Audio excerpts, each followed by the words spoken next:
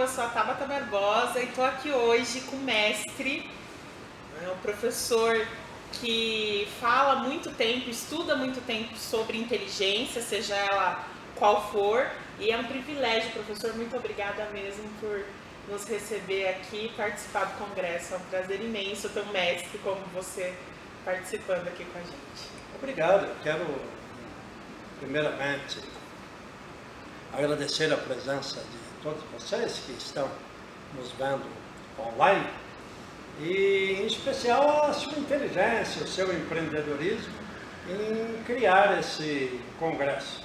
Eu acho que no Brasil estava já amadurecendo a ideia de se preencher esse espaço das habilidades ou inteligência socioemocional, porque as mesmas nós temos observado, à medida que esse mundo está se tornando cada vez mais complexo, bem como a complexidade das relações entre as pessoas, né? Alguns dizem que os meios de comunicação facilitam, outros dizem que tornam mais difícil, mas eu acho que estava carente a ideia de se fazer um evento onde se tratasse especificamente das habilidades ou inteligência socioemocionais. Parabéns e sucesso a você. Obrigada, é uma honra, nossa. Ouvir um elogio desse é uma honra, obrigada. Vamos falar para o pessoal um pouco especificamente sobre inteligência socioemocional, né? O que são essas inteligências? Se a gente pudesse falar rapidamente para a pessoa o que é uma inteligência socioemocional. Ok, é muito importante que as pessoas possam entender a ideia de inteligência socioemocional, como você está me questionando. Como agente adjetivo, você colocou inteligência socioemocional, então é possível, certamente, que se tenha outros agrupamentos. Você, por exemplo, agrupou dizendo socioemocional, mas os psicólogos normalmente dividem inteligência emocional e inteligência social. No passado, 1920, 1930, o primeiro pesquisador chamado Robert Thorndike, ele levantou a hipótese de que haveria uma inteligência social. Seria aquela inteligência que estaria por trás de todas as demais habilidades, porque as habilidades elas não surgiriam, elas não se realizariam no vácuo, elas se realizariam envolvendo outras pessoas, ou um pequeno grupo, ou um grande grupo, ou deveria haver a necessidade de um contexto social. Mas logo se perdeu essa ideia por causa da dificuldade de mensurar. Veja, você falou assim, as inteligências socioemocionais. Normalmente a gente divide, não é? Como eu apresentei muito rapidamente, as inteligências ou habilidades cognitivas, que se trata exatamente dos processos cognitivos de resolução, de planejamento, de solução de problemas. A gente fala formas de pensar, o estilo de pensar em relação a problemas originais e inéditos. Mas nós não trabalhamos só com problemas, só com objetos. Nós também lidamos com pessoas. Essas pessoas pode ser uma, pode ser um grupo, pode ser multidões. Então, a ideia, então, das inteligências, ou a inteligência social, ou a inteligência emocional. Vamos especificar. As inteligências emocionais, alguns autores dividem em fatores. Fatores significa quantas dimensões são. É fácil de vocês imaginarem a ideia de dimensão. Quando nós pensamos nessa sala, nós podemos pensar na altura, na largura e na distância. Então, do mesmo modo eu deveria fazer. Como eu posso pensar sobre as habilidades emocionais? Quantas habilidades tem? Tem pessoas que têm uma alta habilidade em reconhecer as suas próprias emoções. Pessoas que são capazes de reconhecer as emoções dos outros. Pessoas que sabem fazer uso das emoções dos outros. O contexto em que essas emoções aparecem. E utilizadas. Vamos pegar um exemplo. Você é mãe? Não, ainda não. Olha, mas no primeiro momento, quando você tiver o primeiro filho, filho, você vai observar que é muito difícil identificar o choro, que tipo de choro do primeiro filho ou filha, ou o latido do cachorro. Depois, no segundo e no terceiro filho, depois do enésimo filho, você sabe se está chorando, porque tem cólica, tem dor de ouvido, está com fome, está estressado, tem barulho. Como uma mãe, provavelmente a sua, reconhece quando você está preocupado pela força da sua pegada, da sua pisada. Há pessoas que não reconhecem nada, tem alexitimia. Alexitimia é a dificuldade de reconhecer as emoções dos outros. Tem outras pessoas que são extremamente talentosas, vai reconhecer quando a plateia está querendo que pare uma conferência, ou agradar, fazer um discurso político. Naquele filme Invictus, é perguntado ao Mandela se ele estava utilizando o futebol inglês, sul-africano daquela época, porque ele gostava ou por razões políticas. Ele fala, por razões políticas.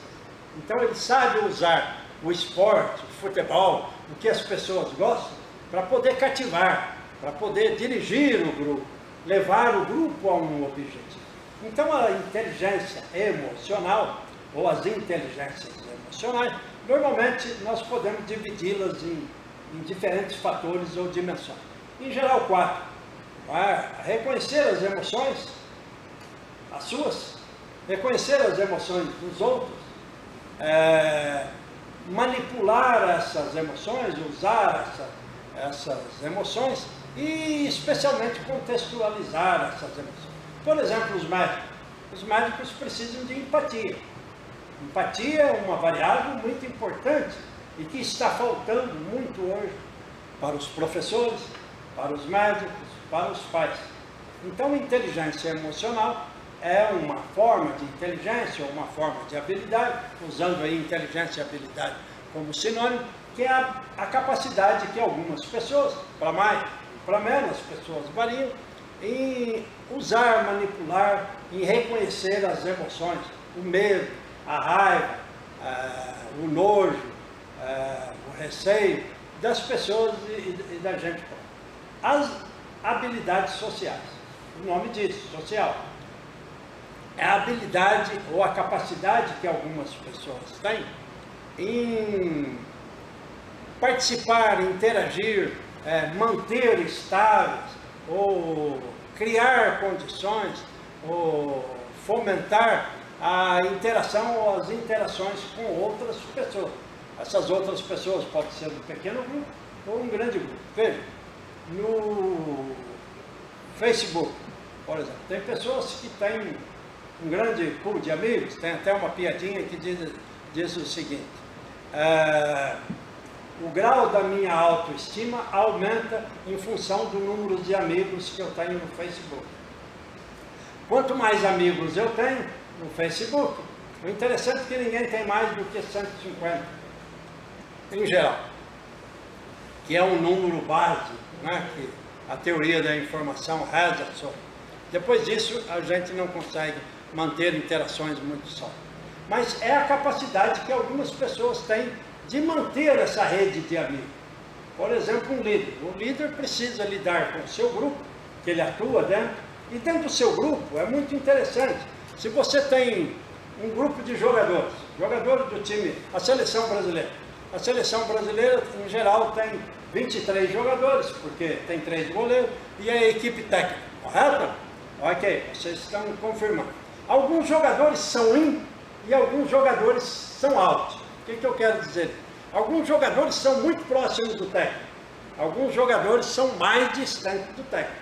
Quando você dirige um grupo, alguns elementos do grupo são muito próximos. Você compartilha, você distribui as melhores tarefas, você acredita, são fiéis, como é que chama? Põe a mão no fogo pelo líder. Alguns outros ficam mais distantes. Estão no seu grupo, mas você não interage muito. O que nós colocamos hoje, e essas 2 formas, ou 3 formas, habilidades analíticas, cognitivas, emocionais e sociais, tem se revestir, se tornar cada vez mais importante num cenário onde as atividades e as relações estão se tornando cada vez mais complexas. É esperar para ver. Professor, você fala muito sobre construto. Inteligência é um construto.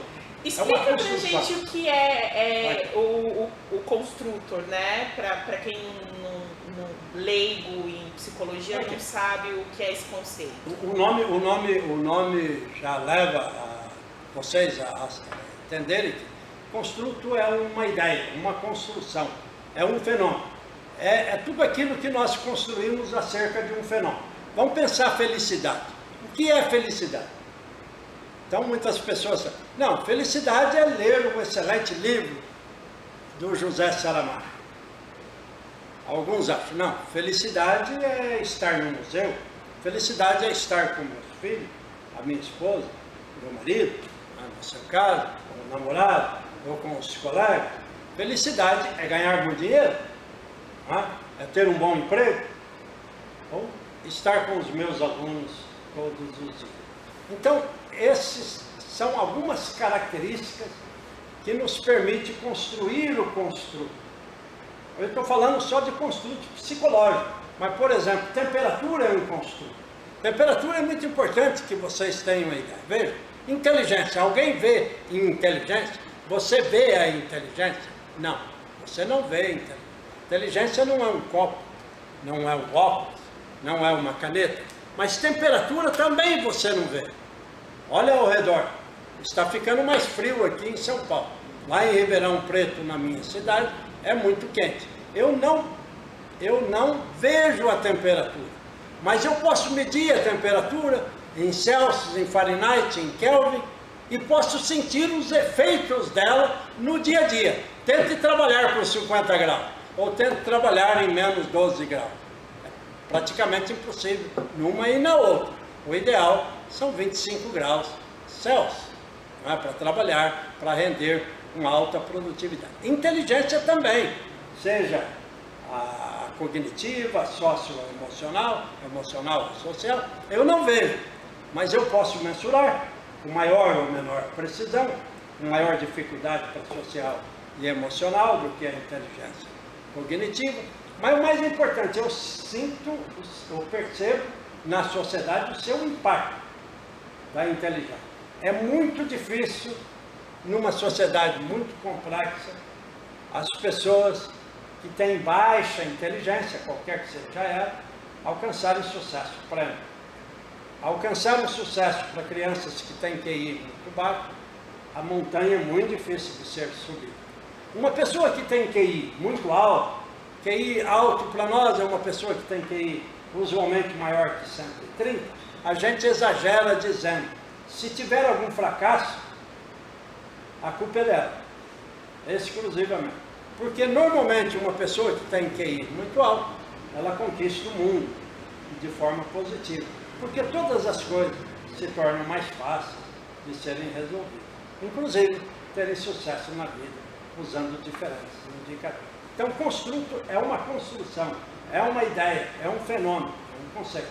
Eu falei de inteligência, falei de felicidade, falei de temperatura, mas pode ser personalidade, liderança, empatia, autoestima, criatividade, empreendedorismo. O que é criatividade? Porque algumas pessoas são muito criativas e outras não criam nada. Thomas Edison, para dar uma ideia para vocês, teve o maior número de patentes do que o Brasil todo, sem exagero. Por que essas pessoas criam tanto? E outras pessoas não são capazes de nada criar? Porque criando coisas que têm impacto na sociedade, certamente. Coisas relevantes, né? Se você não assistiu ainda a palestra do professor no Conaiso, então clique no www.conaiso.com.br e veja como você faz para assistir essa palestra. E ele fala muito desse conceito na palestra, por isso que eu achei relevante a gente aí explicar um pouco melhor o que é. Professor, o que Uma pessoa que eu viu lá na internet, inteligência socioemocional, o que é isso, né? Eu acho que deve ser alguma coisa de emoção, alguma coisa que o próprio nome diz, então eu vou lá clicar. Qual que é o conceito principal, assim, para ela não ficar desinformada numa roda? Se a pessoa falar de inteligência emocional, qual é o conceito mais importante de inteligência emocional? Ok, é muito importante que se diga isso. Veja, tradicionalmente, ou ao longo da história da psicologia, nós sempre pensamos na solução de problemas. Nós sempre pensamos na inteligência analítica ou a inteligência cognitiva, a resolução de problemas. Mas a partir da década de 1930, com o Thorndike, como eu disse, e por volta de 1990, o Daniel Goleman e John Mayer começaram a argumentar, ou reativar o conceito ou construto da inteligência social, mas com um novo nome, agora especificamente dizendo, além dessa capacidade cognitiva, o homem também, para o homem também, na sociedade moderna, é importante que ele saiba manipular, que ele saiba usar, que ele saiba avaliar, que ele saiba capitalizar, de forma mais genérica, as emoções. Porque não é só razão, também as emoções constituem também um segmento ou uma parte importante do homem.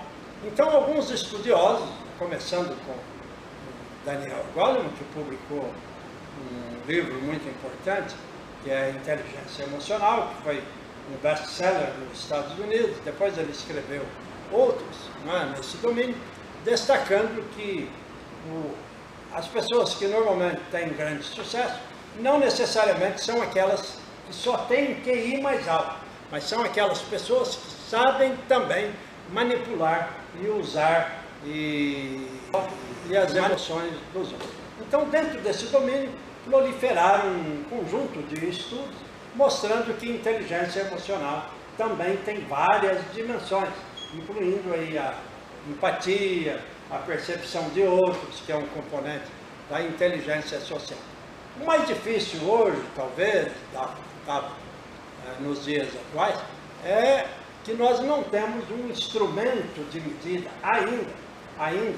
Estamos em fase de ter, porque as pesquisas têm sido muito intensas nesse domínio, de um instrumento que seja capaz de mensurar a inteligência emocional e podendo classificar as pessoas, diferenciar as pessoas que têm menos inteligência emocional e as pessoas que têm mais inteligência emocional. E como isso tem validade? Validade significa qual o impacto dessa inteligência emocional para o sucesso na vida, na realização pessoal, no desempenho acadêmico, na obtenção de dinheiro individual das nações. Mas a ideia de inteligência emocional tem crescido e avançado muito nos últimos 20 anos.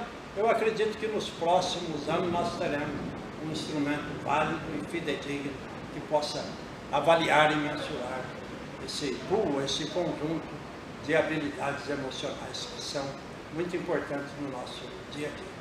Professor, qualquer um tem inteligência? Qualquer um tem inteligência, seja ela cognitiva ou não cognitiva, ou tem alguém que não tem esse tipo de inteligência? Olha, quando não tiver, aí nós estamos falando de alguma patologia. Aí nós não estamos falando quantitativo, nós estamos falando qualitativo. Nós não vamos considerar o qualitativo, não vamos considerar o patológico. É possível que todos tenham inteligência. E é possível que nós tenhamos diferentes formas de inteligência. E que essas diferentes formas de inteligência, elas se distribuem na população. Para vocês terem uma ideia, com licença, melhor sobre o que é distribuição. Pense na altura das pessoas. Olha ao seu redor. Olharam? Algumas pessoas são muito altas, poucas pessoas muito altas. Poucas pessoas têm a altura de jogadores de vôlei. do Brasil.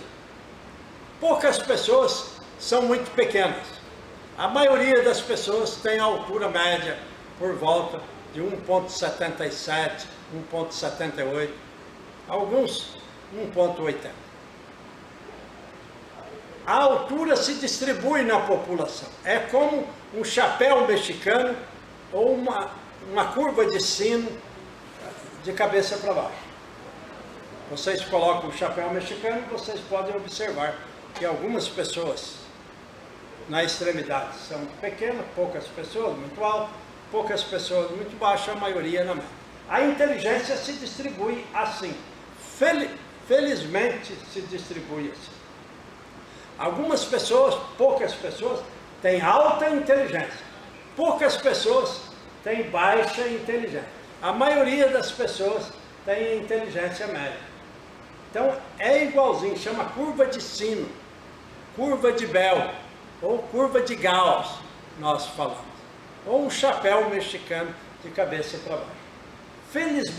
Felizmente, a natureza humana nos fornece um modelo dizendo que as habilidades humanas, tal como a altura, se distribui, a gente fala, distribui normalmente na população. Algumas pessoas têm mais, algumas pessoas têm menos. Alguns dizem que o lado que tem menos está aumentando mais rapidamente do que o lado que tem mais. Você coloca que tanto se você fizer um teste de QI, né, que é o coeficiente de inteligência, até fizer esse teste aos 11 anos e repetir esse teste aos 70, o resultado vai ser o mesmo, correto? E então isso quer dizer o quê? Que eu não consigo desenvolver a minha inteligência? Que eu tenho um limite para chegar a conhecer determinadas coisas? Muito importante o que você está perguntando. Veja, nós psicólogos entendemos que a inteligência, a gente precisa tratar de dois conceitos, duas ideias. Uma é a inteligência absoluta. É óbvio que, como a altura de uma pessoa, a inteligência absoluta, ou o conhecimento que você tem, aumenta à medida que você se torna mais velho. Mas não é assim que nós mensuramos a inteligência. Nós mensuramos a inteligência, o resultado de alguém é sempre comparado com um grupo similar. Como eu sei que eu sou mais alto ou mais baixo que uma população? Se você me comparar com os japoneses, eu sou muito alto. Se você comparar-me com jogadores de vôlei, eu sou muito baixo. Então a inteligência, similarmente, eu preciso comparar com um grupo similar àquele igual ao meu. Quando eu tinha 4 anos, eu fui comparado com crianças com 4 anos. Aquilo que eu realizava e fazia, capaz de resolver os problemas, com crianças de 4 anos. Hoje, com 64 anos, eu sou comparado com pessoas que têm 64 anos. Então eu posso dizer se eu tenho mais ou se eu tenho menos. Os dados mostram a inteligência quando eu tinha 4 anos e a inteligência que eu tenho hoje com 64 anos de idade, comparado com crianças de 4 anos, comparado com adultos de 64 anos, me gera um QI, um quociente que a gente chama de desvio, que é comparado com a população de iguais, me diz que as minhas duas inteligências nesses dois momentos são iguais. Eu acho que está até diminuindo hoje, porque estou ficando mais velho, certamente. Ainda que esteja ficando mais sábio. Tá? Mas a ideia é o seguinte, o resultado bruto em qualquer teste não faz sentido. O resultado bruto de qualquer teste tem que ser comparado com um grupo que serve como amostra, como referência, para que eu possa dizer se você tem mais ou se você tem menos. Então, na verdade, essa questão de buscar sempre mais conhecimento, ela é relevante. A gente tem que continuar pensando assim. Sempre. Mas o seu resultado precisa ser comparado com um grupo de iguais. Então, quando você tiver 100 anos, eu preciso ser comparado com pessoas de 100 anos. Quando eu tiver 8 anos, comparado com 8 anos. Quando tiver 20 anos, comparado com 20 anos. Para que a gente possa, chama QI de desvio. Já que o QI, então, ele sendo comparado aí, como você falou, com determinado grupo, para que a gente possa mensurar. E as habilidades não cognitivas, ou habilidades socioemocionais, ou inteligência emocional, enfim, como as pessoas queiram dizer, mas no sentido de não ser as habilidades cognitivas, não ser esse tipo de inteligência. Nós nascemos já com essa inteligência ou nós desenvolvemos essa inteligência ao longo do caminho? Toda vez que a gente faz perguntas interessantes, como as que você está falando, nós não temos respostas prontas. Respostas prontas significa os teóricos não têm estudos, um conjunto de estudos, que às vezes vão numa direção e na outra direção. Não é? Os estudos mostram hoje que o peso, ou o pêndulo, na direção do pêndulo, a gente fala, as influências genéticas e ambientais, elas têm um equilíbrio. Na nossa idade, mais ou menos 50%, mas de um lado e do outro. Não é? Ninguém desenvolve as suas habilidades inteligentes, o seu comportamento no vácuo, precisa de um ambiente. E um ambiente só vai estimular pessoas que têm uma predisposição para crescer, para evoluir, e aumentar as suas habilidades ou as suas inteligências. É bom que se diga, veja, o que nós sabemos dos estudos mostram hoje, de genética do comportamento, é que, primeiro, que qualquer comportamento humano complexo, incluindo inteligência emocional, social, as inteligências analíticas, o autismo, a esquizofrenia, a depressão, obesidade, quaisquer comportamentos humanos complexos, ainda que se tenha diferentes valores, a influência da inteligência, da genética, aumenta com a idade. No primeiro momento, o peso do ambiente é muito alto. Quando chega na sua idade, na minha idade, na idade de vocês, o peso do ambiente é praticamente zero. Hoje as minhas escolhas são feitas em função do meu patrimônio genético. Então, porque já está praticamente tudo determinado. O que geneticamente determinado. Geneticamente determinado não significa imutável. Você pode progredir, mas você tem uma grande predisposição. Mesmo os traços de personalidade sofrem grandes influências genéticas. Você pode melhorar, você pode enriquecer, né? Especialmente as habilidades socioemocionais. Eu acho, até onde eu conheço, as habilidades sociais e emocionais, ou aquelas educadas, são mais predispostas ou mais sensíveis às modificações do ambiente. São passíveis de serem melhoradas e enriquecidas. Se bem que nossa predisposição genética às vezes nos limita. Em outras palavras, ninguém pode ser mais alto do que é. Ninguém pode ultrapassar o seu limite biológico. Eu não posso me tornar mais alto do que o meu limite biológico me permite. As pessoas vão perder tempo. Tentaram aumentar a altura do Zico, grande jogador de futebol. Gastaram muito tempo e dinheiro, porque não foi possível aumentar a altura. Ninguém pode ter 2 metros ou ser o Michael Jordan. O Michael Jordan tem 2,20 metros. É alto. Para no ar, beija-flor. Para no ar. Então veja, o que você está perguntando é muito importante. Alguns comportamentos, algumas habilidades, aí incluindo as emocionais e as sociais, talvez mais do que as inteligências cognitivas, talvez sofram influência muito mais elevada do ambiente, ou seja, são passíveis de serem corrigidos, ou fomentados, mas até um limite.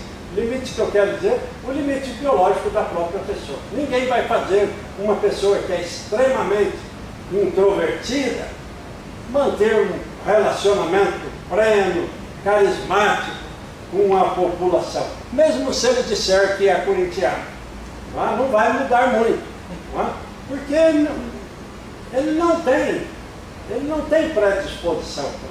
Tem outras pessoas que fazem questão de interagir com outras pessoas, de manter interações, de reconhecer emoções, de manter atividades sociais. Tem outras pessoas, nós falamos dentro de liderança, tem 2 níveis de liderança, categoria. Líderes que estão envolvidos com as pessoas, relacionamento. Em geral, as mulheres, em maior número. E líderes que estão envolvidos com tarefas, objetos. Tem pessoas que gostam só de lidar com objetos, não gostam de lidar com pessoas. Como dizia o ex-presidente João Batista Figueiredo, certa vez, prefiro o cheiro dos cavalos do que o cheiro do povo. Tem outras pessoas, ele disse isso, foi presidente do Brasil, não é da sua geração, mas muitos que estão nos ouvindo provavelmente já ouviram. Mas tem pessoas que têm uma paixão, têm uma vontade intrínseca, não é, de estar com os outros. Talvez o Freud, Karl Borges, o Betinho, Dom Evaristo Armas, ou o Silvio Santos.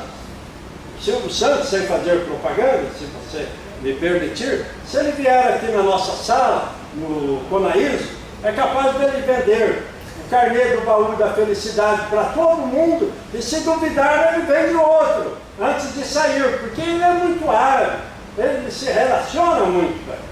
Se vocês colocarem o professor José Aparecido, eu acho que eu não vendo nem os meus livros de inteligência.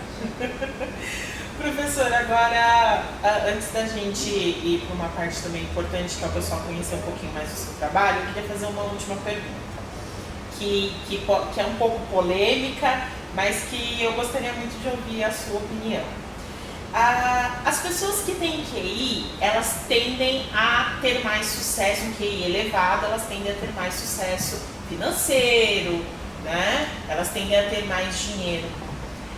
Mas essas pessoas que têm o QI desenvolvido, se elas não tivessem inteligência emocional, inteligência socioemocional, não soubessem se relacionar, não soubessem entender as suas limitações, você acha que elas conseguiriam esse sucesso? Isso não está junto? Quem tem inteligência, QI alto, tem também inteligência socioemocional alta? Olha, à primeira vista, o Daniel Goleman, que é o pai teórico, um dos pais teóricos da inteligência emocional, ele argumenta, e nas suas palestras, inclusive no Brasil, ele argumentou e falou muito que as pessoas que tiveram mais sucesso, que ele conheceu, não foram as pessoas que tiveram o maior QI ou formado em Harvard, que é um exemplo de universidade de elite, de QI muito elevado para entrar. Foram as pessoas que tiveram o QE, ou a inteligência emocional, mais evoluída. Mas vocês perceberam o que eu disse de Harvard. Quem se forma em Harvard já tem QI muito alto. E só uma coisa pode diferenciar essas pessoas, talvez. Ter mais inteligência social ou mais inteligência emocional. Porque inteligência analítica, ou QI elevado, ele já tem. Então isso é um grande pecado do argumento do Goleman, de muitos outros que argumentam. Uma outra maneira de pensar é que alguns radicais na nossa área dizem o seguinte: basta inteligência elevada, analítica elevada ou cognitiva elevada, o QI mais alto. Porque junto com o QI elevado, ao contrário do que todo mundo pensa, isso é um mito, pessoas que têm QI muito elevado também têm uma inteligência socioemocional. As duas, vamos dizer assim, é como a vela e a chama, nunca junto, mas também nunca separado. Entenderam? Nunca junto, mas também nunca separado. Inteligência emocional, ou socioemocional, e a inteligência analítica ou inteligência cognitiva, como a vela e a chama. Então alguns acham que essas inteligências caminham juntas. Isso é um mito, dizer, as pessoas têm QI muito alto, são isoladas, não interagem. Isso é falso. Você não vai ver que o Bill Gates é isolado, nem o Steve Jobs. Talvez sejam mais seletivos, por terem mais porque eles inteligência sabem que no emocional. mundo moderno. Agora, você levantou um aspecto muito importante, que eu acho que é muito relevante, e obrigado pela pergunta. uma sociedade muito dinâmica, muito complexa, em que as pessoas estão usando outros meios de interação, que você está percebendo hoje no mundo social. Eu vejo pessoas caminhando, ou um casal caminhando, ou pai e filhos caminhando, ou grupos de amigos no shopping, cada um está no seu celular. É impressionante. O Jô Soares disse que é melhor mandar um e-mail, ou mandar um telefonema, ou uma mensagem via celular, que você vai ser atendido, do que você ir lá conversar com uma pessoa. Eu vou te dar um exemplo, pessoal.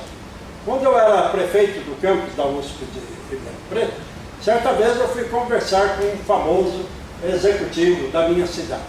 Tinha sobre a mesa dele 7 telefones celulares, até um número mágico.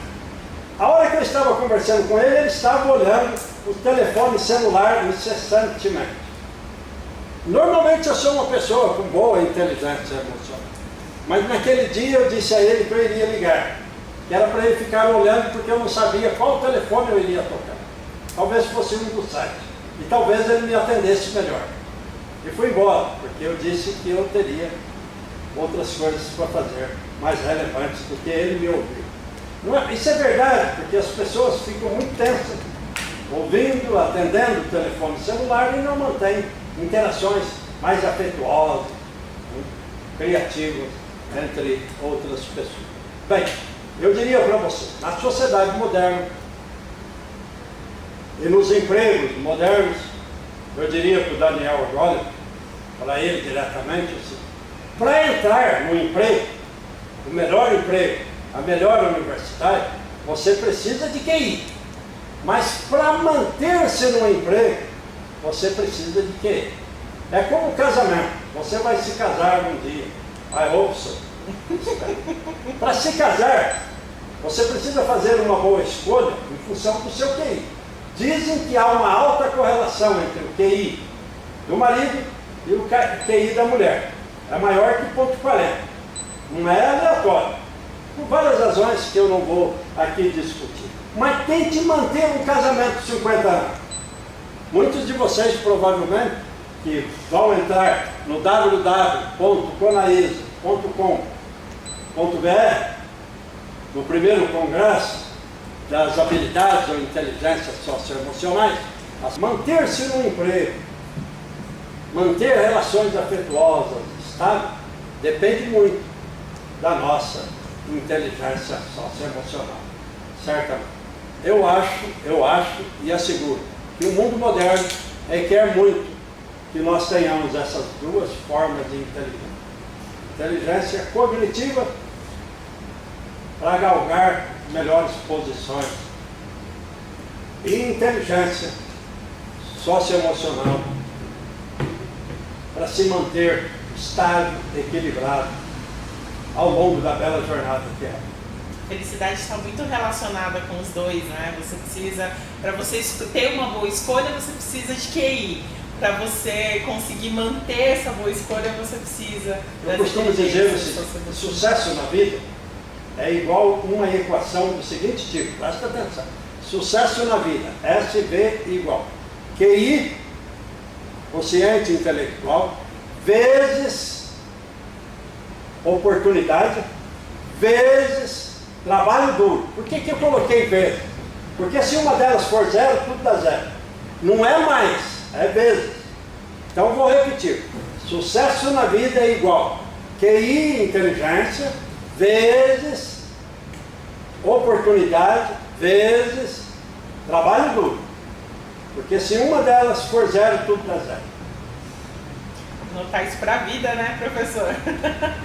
E agora, muito importante falar sobre as suas publicações. Então, quem viu e quer saber mais do que você conta, que, gente, olha, o conhecimento, ele parte de você, né? Você tem que querer o conhecimento, porque não adianta a pessoa mais sábia do mundo discursar para você e se você não quiser ouvi-la, você não vai aprender nada. E eu tenho certeza que quem está no Conaísa é porque quer aprender, que já tem um fator interior ali, a formiguinha ali já está começando a andar. Então procurem referências sérias sobre o assunto. E uma referência séria é o professor. Então onde que as pessoas conseguem encontrar aí um pouquinho do teu conhecimento para... Obrigado pela oportunidade. Então vejam vocês. Vocês podem entrar no blog do professor José Aparecido, Revista Revide Online, que é um blog onde eu posto, eu faço postagem. Eu tenho quase 700 artigos, alguns acadêmicos, alguns uma conversa mais simples sobre liderança, felicidade, dor, inteligência, desempenho acadêmico, avaliação escolástica, amor, futebol, todos os construtos em geral eu escrevo de forma mais simples, de uma linguagem mais popular.